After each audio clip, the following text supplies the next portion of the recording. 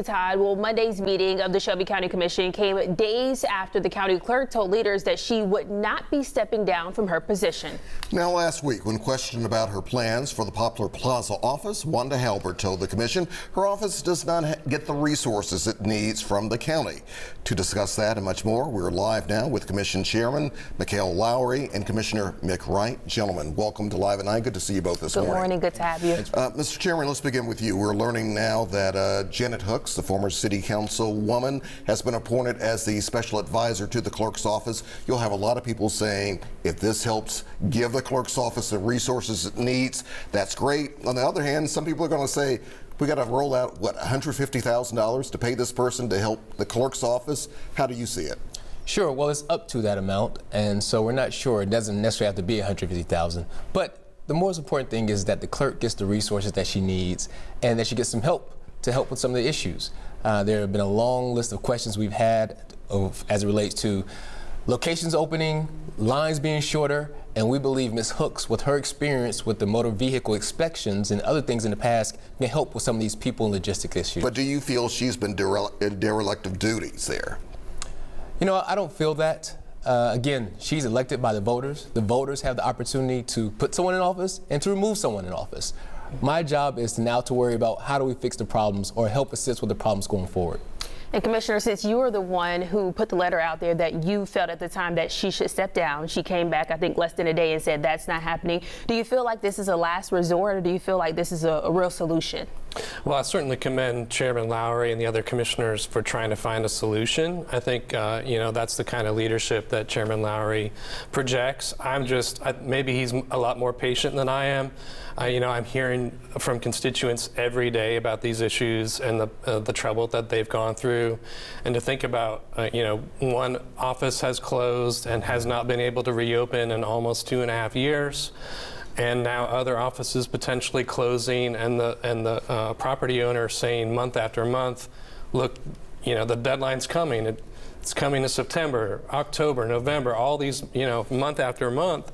And she's being totally unresponsive. And so my only thing on this appointment is I think the commission should have appointed this person as the new clerk rather than just the babysitter for the clerk. That says a lot right there. Some people will say also, though, and I know you push for it, is it still, though, are you still today saying it's time for her to step down?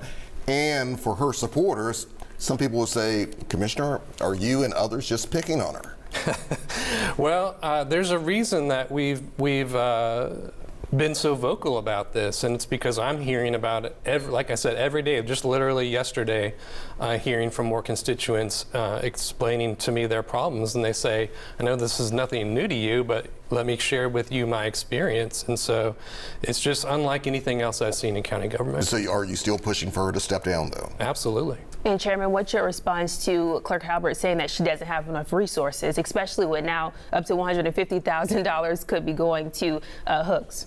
Well, Clerk Halbert, just like any other clerk, has the opportunity to come before us. It's budget season, so she has the opportunity to come down and tell us exactly what she needs.